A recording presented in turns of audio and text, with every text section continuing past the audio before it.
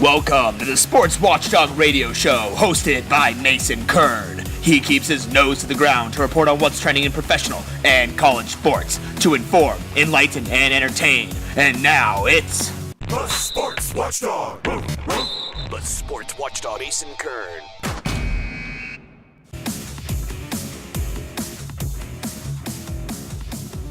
Hey everyone, welcome to the Sports Watchdog Radio Show on NBC Sports Radio and 1060 Phoenix. I'm your host Mason Kern, here with you every Sunday, and as always I do have some great stuff in my kennel. Today we're going to be hearing from former NFL tight end Colin Cloherty, as well as the former three-time NBA Slam Dunk champion Nate Robinson. And as always, I do have some great sports hot topics to get into with you guys, and for you basketball-specific fans, it's your favorite segment, the happenings on the hardwood.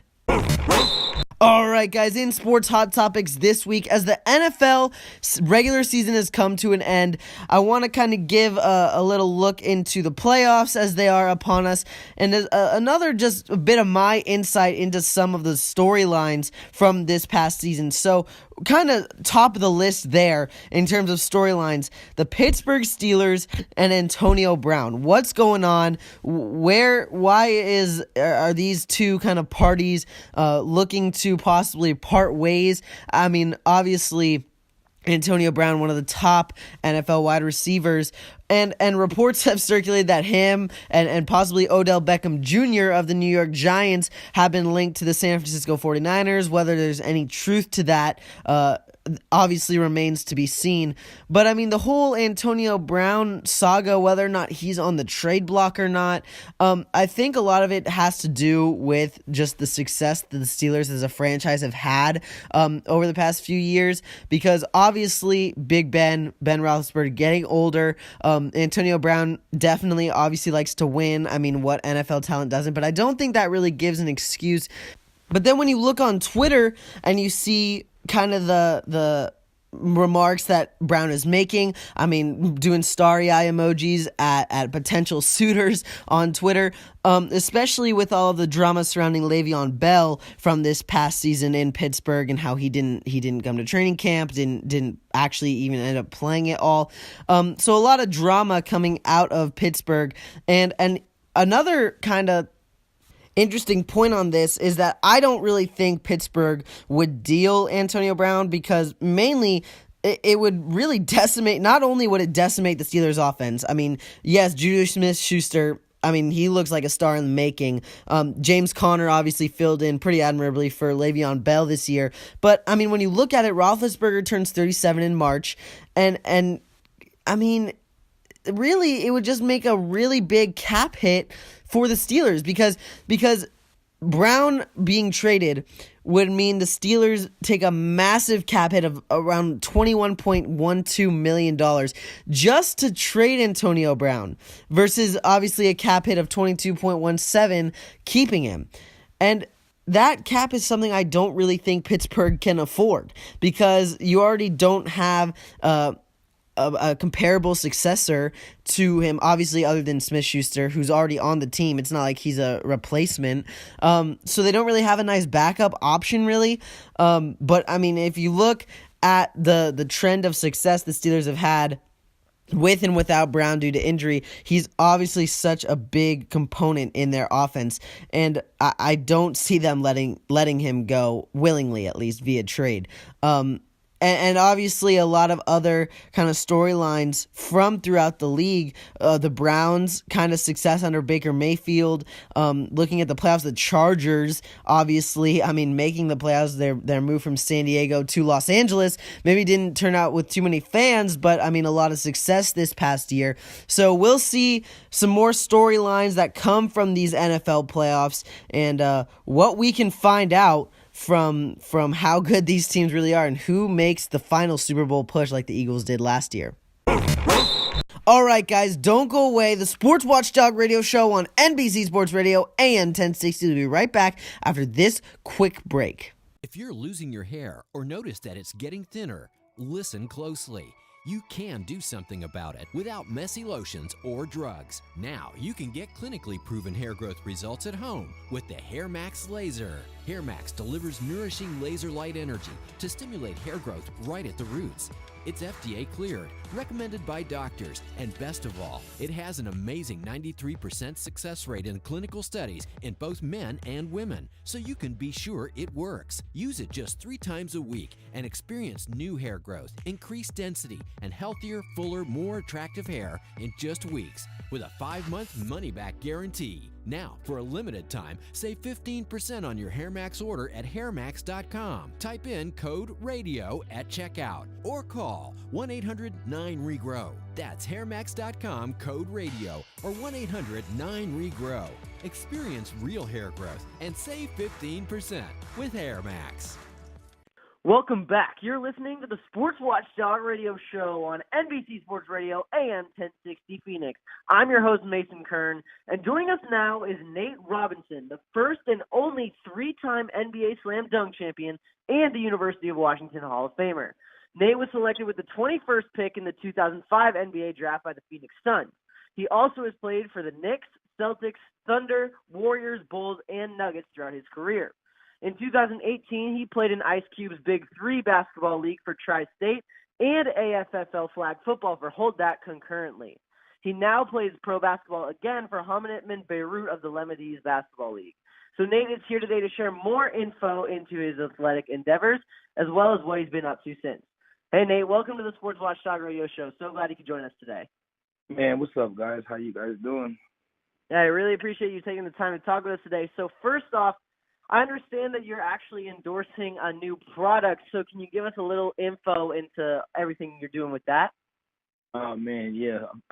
Scuffed Up, this new product, it's called Slamming in the Bag by Scuffed Up, man, and I think it's pretty cool. It's an all-natural substance that gets rid of bacteria and mildew. So, we're really excited about this, this new product, and I think it's a game changer. And I think every house, every sport should have it, man. It's really something cool that parents would really love.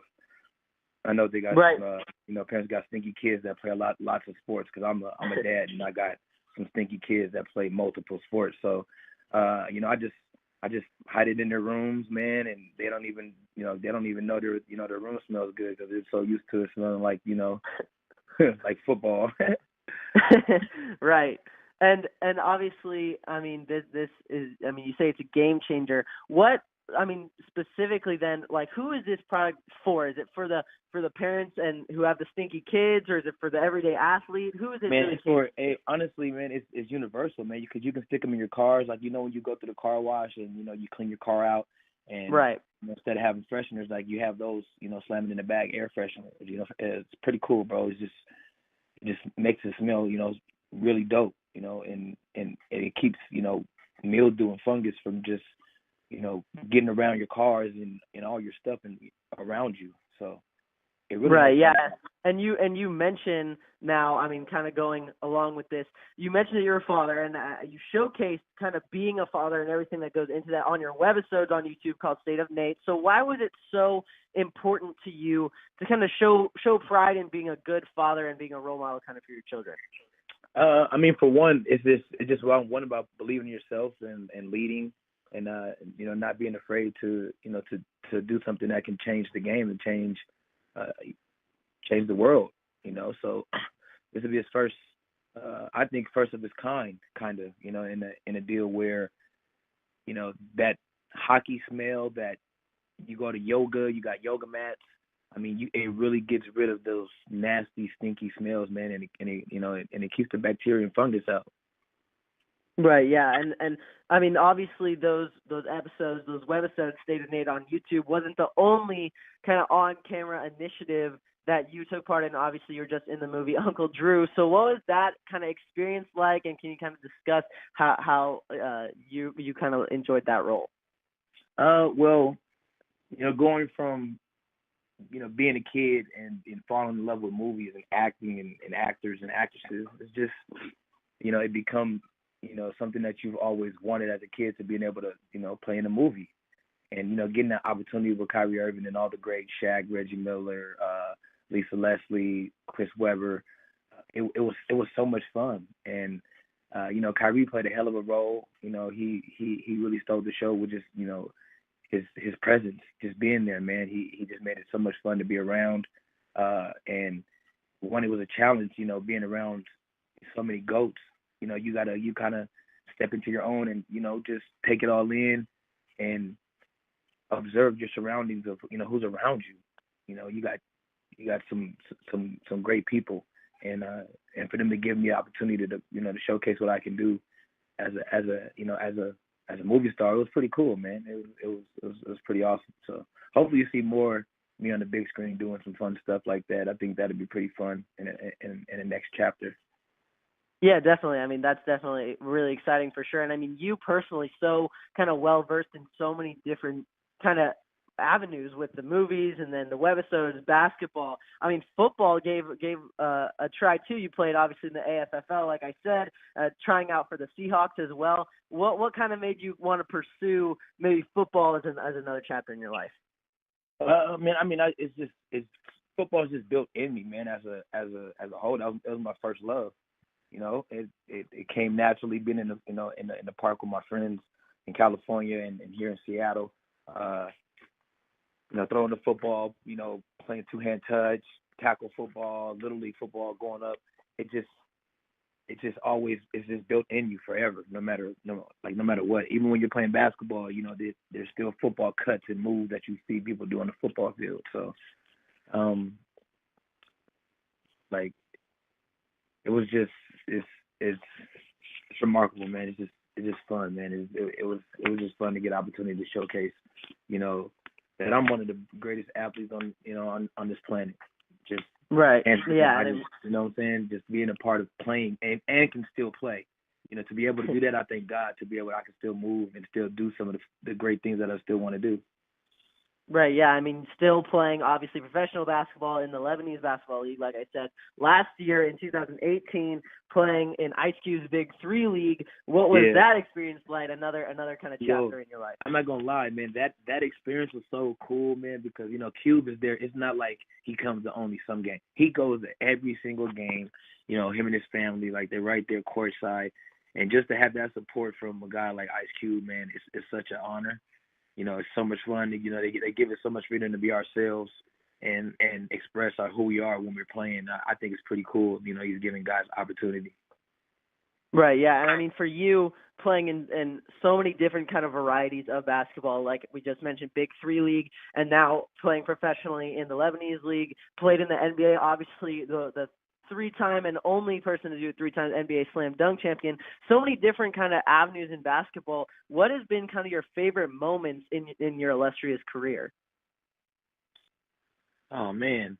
Besides my children, because those are probably my greatest gifts to this earth, man. And God bless them for beautiful kids. But besides my kids, man, I would say, just honestly the real opportunity to play in the NBA.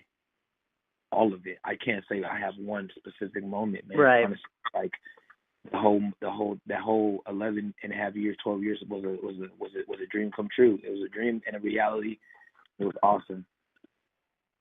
Right, and I mean, for you, being such an inspiration to kids because, obviously not the tallest, not the biggest, not the strongest or fastest, but being able to play in the NBA at such a high level. What is kind of your message in being such an inspiration for these kids? And you can do it, and you can be an inspiration yourself to anybody.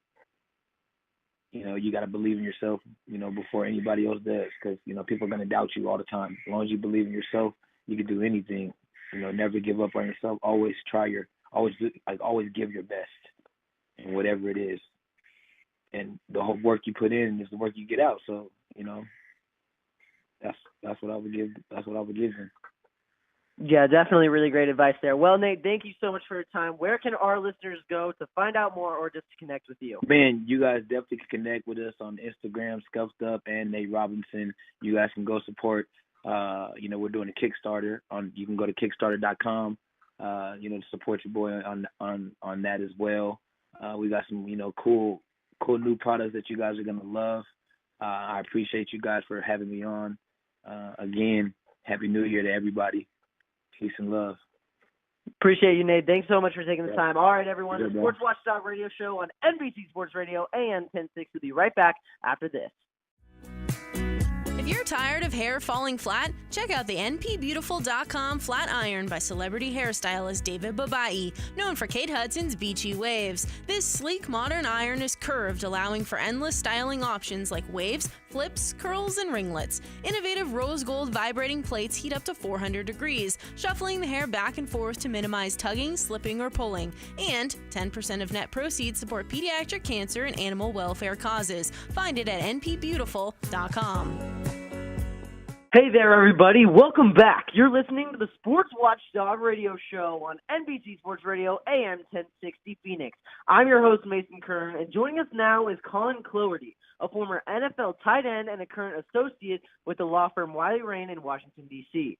As a former NFL player, Colin knows well that the moment a contract is signed with a professional sports team, the player is no longer a private person, but a public figure where everything will be examined and possibly exploited. So Colin is here to discuss how the millions of dollars professional athletes make throughout their careers can be depleted or even erased by financial fraud. So with that, hey, Colin, thanks for joining us on the Sports Watchdog Radio Show. So glad you could be here today. Hey, Mason, thanks for having me on. I appreciate it. Yeah, thanks again for taking the time. So first off, before I really get into anything else, just can you kind of give us a brief breakdown on what got you started playing football and then how that led to a professional career in the NFL? Man, I've been playing football since I was a little kid out in the backyard with my dad and brother. I always loved the sport and kind of got into it when I was a little kid, but really started to take it seriously once I got to high school and, just loved it, worked hard in high school, and was lucky enough to go to college and play at Brown University and didn't really think the NFL was going to be much of an option when I was at Brown. I was really there to enjoy my 4 years in college and get a degree, and then the NFL came calling my senior year, and I took a shot and ended up being an unrestricted free agent to the Indianapolis Colts in 2009. So it was an unbelievable opportunity. I really got to live any 5-year-old's dream, and I loved every second of it. Oh yeah, I'm sure, and kind of that transitionary process then from obviously high school to then it becoming even more serious when you went to Brown. And then that transition from college to the NFL, what was kind of that like, and just that how hard was it to go from college football to the pros? It was a big step up. I thought, between high school and college, there was a large step. And I thought it was about, a similar size step between college and going to rookie minicamp. And then there was another even bigger step going from rookie minicamp to playing with the veterans, and it was tough. I started out getting my butt kicked quite a bit, and then just kept my head down, kept working hard, kept looking up to some of the guys who I thought played football the right way, and tried to learn from them. And it eventually worked out, and I got to stick around with the Colts. Eventually, we went to the Super Bowl that year and lost to the Saints on the onside kick, unfortunately, but ended up also playing for the 49ers and the Jaguars. So, it's a lot of hard work, and it's not easy. There's a reason everybody doesn't do it, but at the same time, it's really rewarding, and it was a lot of fun. Right, yeah, I'm sure. And then obviously, I mean, like you said, playing since you were a little kid, for you to have made it to kind of the pinnacle, the peak of your sport in the Super Bowl, obviously knowing, I know you didn't win, but just kind of being there in that environment, what was that whole process like for you? It was unbelievable. I mean, especially for it to happen my rookie year, I was thinking 12 months before I was just going to classes, and then, there I am, January, we're being driven in buses. There was a helicopter overhead. There was this police escort. I was like, this is nuts. This is crazy. It was the entire time I was pinching myself, just, trying to soak in every moment and taking the complete circus that the Super Bowl is. But it was so much fun right until the fourth quarter. And then once it looked, when they were dropping the confetti for the Saints, it was a tough moment. But obviously it was just something like, you'll never experience again, just to go to a Super Bowl. And I'm very, very fortunate and thankful for the Colts for giving me the opportunity to do that. Yeah, definitely a really cool experience, I'm sure. And now, obviously, putting the NFL career kind of behind you, how did that sport and football and just the league in general kind of prepare you to make the switch into the legal industry? Well, they're not exactly the same, obviously. Right. So, I didn't write any briefs or read any cases when I was in the NFL, but I think there's there's some different skills that are involved, but a lot of the similar traits. You have to be willing to work hard. You have to be dedicated. You have to be willing to be a member of the team and sometimes lead that team as the situation kind of calls for. So, while there's a lot of different skills, I think a lot of things that I learned playing football, toughness, dedication, hard work really transfer well over to the legal world. So, sometimes I'll think back and miss playing in, the NFL games and things like that, but I don't miss the practices or the injuries. So lawyers have a lot longer shelf lives than NFL players, that's for sure. Yeah, I guess so. And, I mean, what made you kind of get interested in pursuing law in the first place? I mean, it's kind of a unique track to go from, I guess, NFL player to now law firm associate. So what was kind of that strategy and what made you get interested in that in the first place?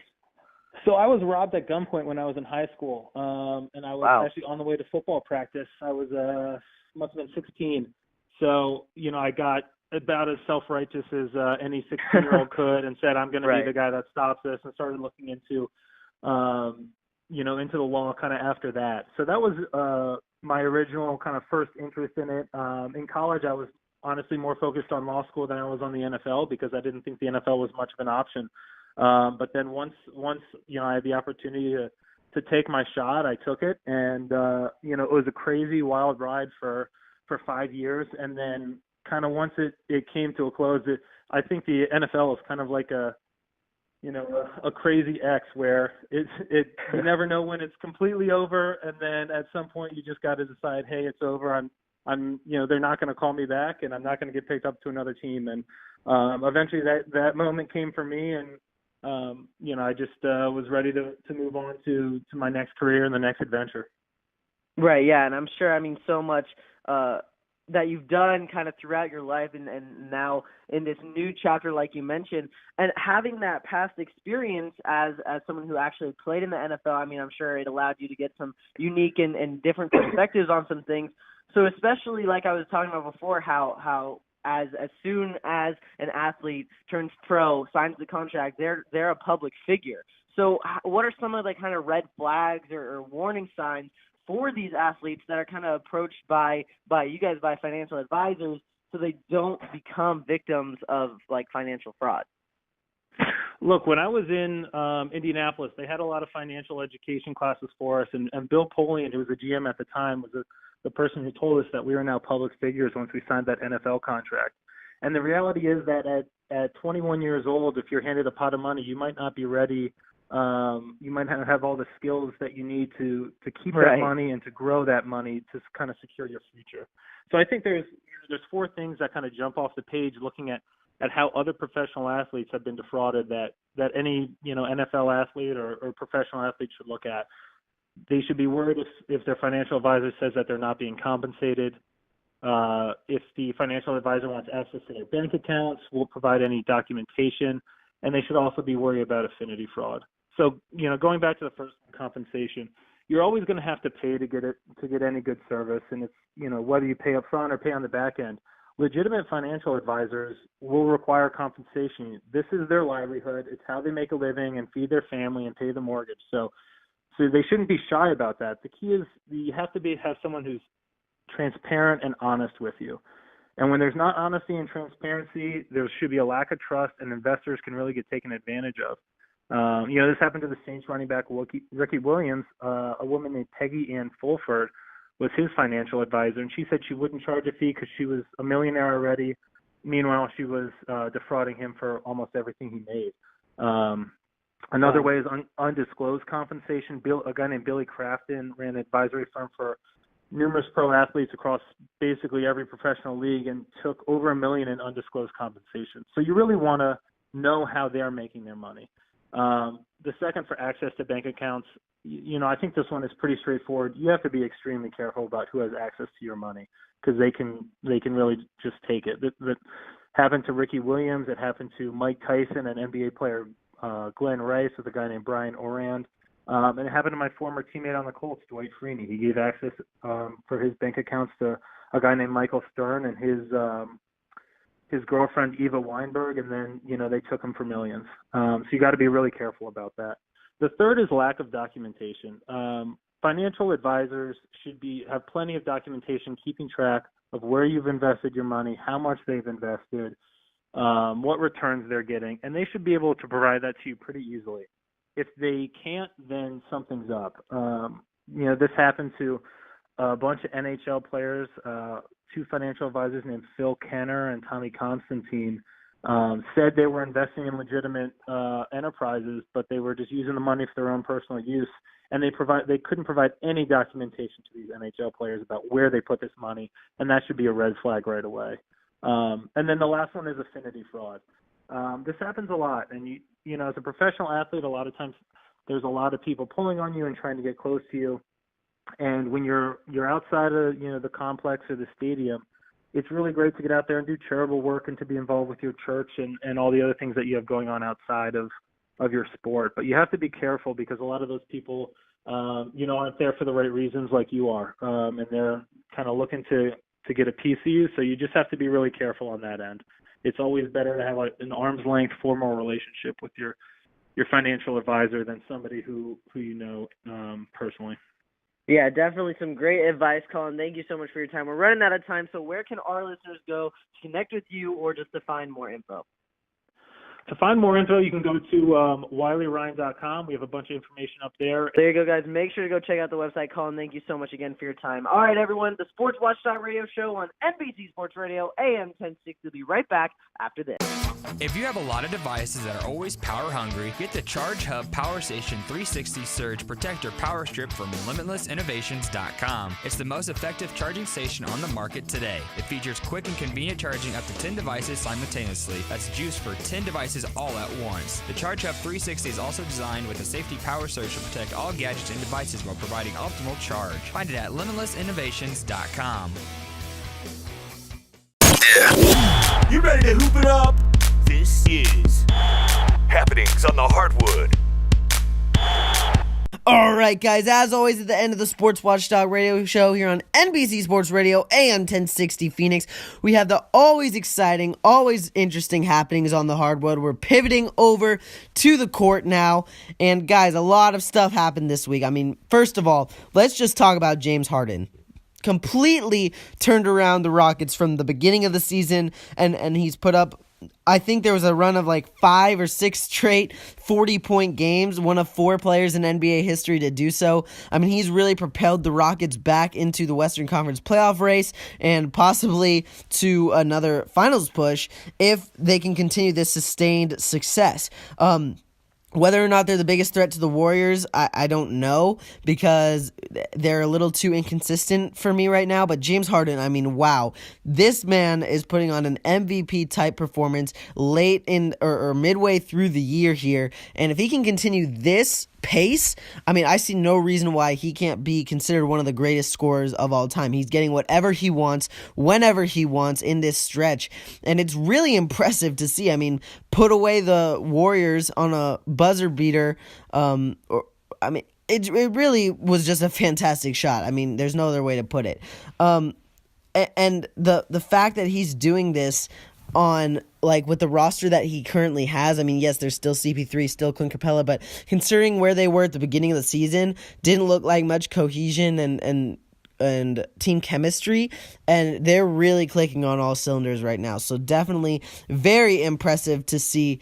And I mean, some other storylines throughout the league, the NBA, always so exciting with everything going on. I mean, you have the Bucks with Giannis Antetokounmpo, Lakers with LeBron James. They're doing their thing. But I think one of the biggest things was the Spurs met up with the Raptors in a matchup this past week. And, man, it was Kawhi Leonard's return to San Antonio. Was not greeted very favorably. Got boos. Danny Green also obviously making his return. He was greeted with cheers. But, I mean, Kawhi just did not not have a good homecoming in San Antonio. They booed him at the player introductions, and then when he went to the free throw line, they were chanting traitor. I don't really think he brought them a championship. Sure, he might have not left in the most graceful way, but it's just a player looking out for himself and his own self-interest, which I completely understand. So the fact that he was greeted like that in his return to San Antonio, I wasn't a huge fan of that. But hey, everyone makes their choices. Kawhi's now on the Toronto Raptors. Obviously, DeMar DeRozan on the San Antonio Spurs, and the Spurs get the win.